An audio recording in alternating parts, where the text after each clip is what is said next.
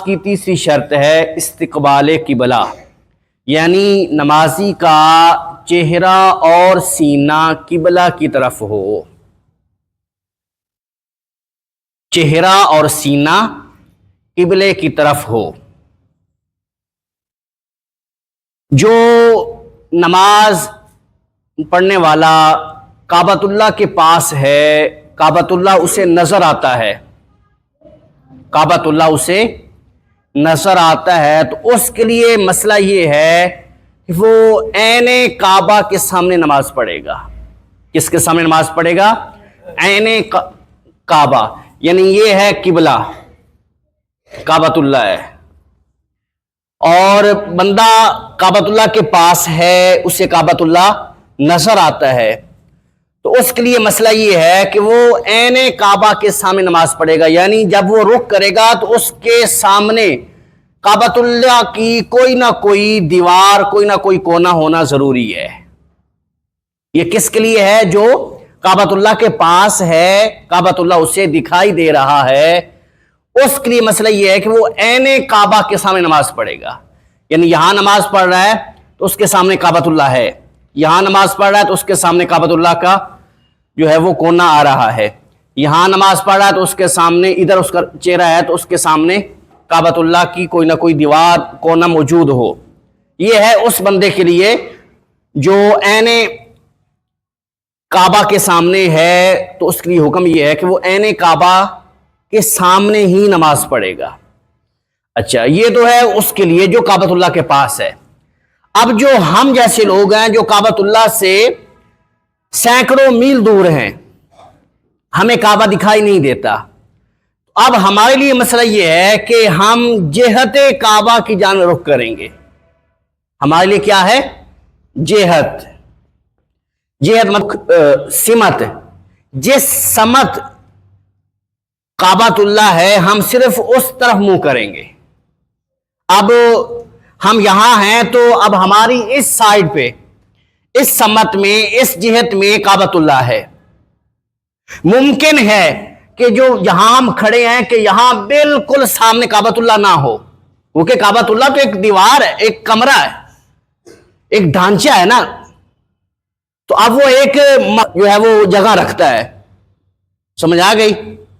تو اب ایک بندہ یہاں کھڑا ہے، ایک بندہ لاہور میں کھڑا ہے، نماز پڑھ رہا ہے، دونوں کا رخ جو ہے وہ کعبۃ اللہ کی جانب ہے۔ ہو سکتا ہے فیصل آباد والے کا چہرہ کعبۃ اللہ کے سامنے بالکل عین سامنے نہ ہو، صرف اس طرف ہے جدھر کعبہ ہے، اس سائیڈ پہ ہے ہمارا چہرہ جدھر کعبہ ہے۔ اب مثال طور پر اب یہاں ایک بندہ کھڑا ہے، ٹھیک ہے، یہ فیصل آباد کا بندہ شمار کر لیں آپ کہ یہ فیصل آباد والا بندہ ہے، نماز پڑھ رہا ہے، اب یہ چلتے جائیں تو یہاں اس کے سامنے کعبۃ اللہ نہیں ہے، وہ تو ایک کمرہ نما ہے، یہ تو نہیں ہے کہ وہ سینکڑوں میل تک پھیلا ہوا کعبہ لمبائی کے اندر، چوڑائی کے اندر، ایسا تو نہیں ہے نا، آخر ایک حصہ ہے اس کا جو ہے وہ جتنے فٹ بھی ہے۔ تو ہمارے لیے مسئلہ یہی ہے کہ ہم جہت کا تعین کریں گے کہ جس سمت میں، جس سائیڈ پہ کعبۃ اللہ ہے، اس سائیڈ پہ اگر ہم کھڑے ہو کے رخ کر کے نماز پڑھیں گے ہماری نماز ادا ہو جائے گی۔ لیکن جو کعبۃ اللہ کے پاس ہے، کعبۃ اللہ اس سے دکھائی دے رہا ہے، نظر آ رہا ہے، اس کے لیے مسئلہ یہ ہے کہ وہ عین کعبہ کے سامنے نماز پڑھے گا، یعنی اس کے سامنے، چہرے کے سامنے کعبۃ اللہ کا کوئی نہ کوئی حصہ جو ہے وہ ہونا لازم ہے۔ بات سمجھ آ گئی؟ اچھا، ہمارے لیے ایک اور مسئلہ بھی ہے کہ ہم 45 ڈگری کے اندر نماز پڑھیں گے تو ہماری نماز ہو جائے گی۔ 45 ڈگری کے اندر نماز ہو جائے گی اور وہ کعبۃ اللہ ہی شمار کیا جائے گا، جہت کعبہ ہی شمار کی جائے گی۔ اب یہ ہے جنوب اور یہ شمال ہے، ہم بیٹھے ہیں مشرق مغرب، یہ مشرق ہے، یہ مغرب ہے ہمارے، اور یہ شمال ہے اور یہ جنوب ہے۔ یہ جو شمال جنوب ہے یہ ہوتا ہے 90 ڈگری پہ، کتنا ہوتا ہے؟ 90 ڈگری۔ تو اب اس کا آدھا لگایا جائے، یعنی مغرب اور شمال کے درمیان، تو یہ 45 ڈگری بنے گا۔ اسی طرح مغرب اور جنوب کے درمیان میں لگائے تو 45 ڈگری۔ تو 45 ڈگری کے اندر اگر کسی کا رخ ہے تو کعبۃ اللہ ہی شمار کیا جائے گا اور اس کی نماز درست ہو جائے گی. اور یہی مسئلہ،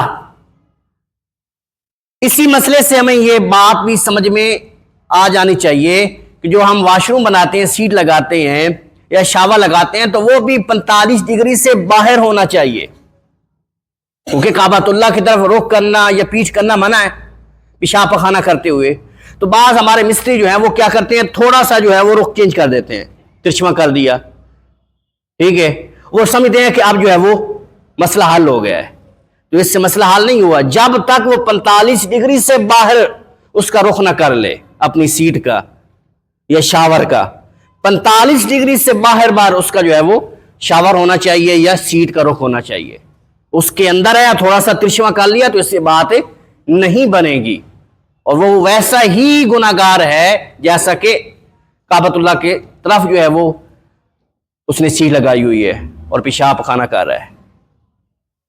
بات سمجھ آ گئی؟ تو اس لیے اپنے گھروں کے اندر دیکھیں، کہیں ایسا تو نہیں ہے کہ آپ نہانے کا شاور جو ہے وہ اس سائڈ پہ ہو یا 45 ڈگری کے اندر ہو، یا سیٹ کا رخ ہی جو ہے وہ 45 ڈگری کے اندر ہے. تو اگر ایسی صورتحال ہے تو فوراً جو ہے وہ اس کو چینج کریں. بلکہ حدیث سے پاک مفہوم یہ ہے، ایک بندہ پیشاب کر رہا ہے، پخانہ کر رہا ہے، اس سے دوران پیشاب کرتے ہوئے یاد آیا کہ ادھر تو کعبۃ اللہ ہے، فوراً اگر اس نے اپنا رخ چینج کر لیا تو اللہ اس کے سارے گناہوں کو معاف فرما دے گا. یعنی اتنی فضیلت ہے. تو اس لیے بعض ہمارے گھر کی خواتین یا مرد حضرات بھی اب کعبۃ اللہ کی طرح پاؤں نہیں پھیلاتے، تو اس سے بچنے کے لیے تھوڑا سا جو ہے وہ ترچھواں کر لیتے ہیں پاؤں، ہوتے پھر بھی کعبۃ اللہ کی جانبی ہیں. 45 ڈگری کے اندر ہیں تو گویا کہ کعبۃ اللہ کی طرف ہی ہے. یا چارپائی جو ہے بچھائیے سونے کے لیے، تھوڑی سی ترچھی نکالی تو اس سے بات نہیں بنے گی. 45 ڈگری سے باہر جو ہے وہ ہونی چاہیے، اس لیے کہ 45 ڈگری کے اندر کعبۃ اللہ ہی شمار ہوگا اور اس کی نماز بھی درست ہوگی. یہ 90 ڈگری ہے شمال جنوب، یہ مشرق مغرب ہے، 90 ڈگری پہ کھڑا ہے. تو اب اس کا سنٹر جو ہے وہ نصف، یہ 45 ڈگری ہے.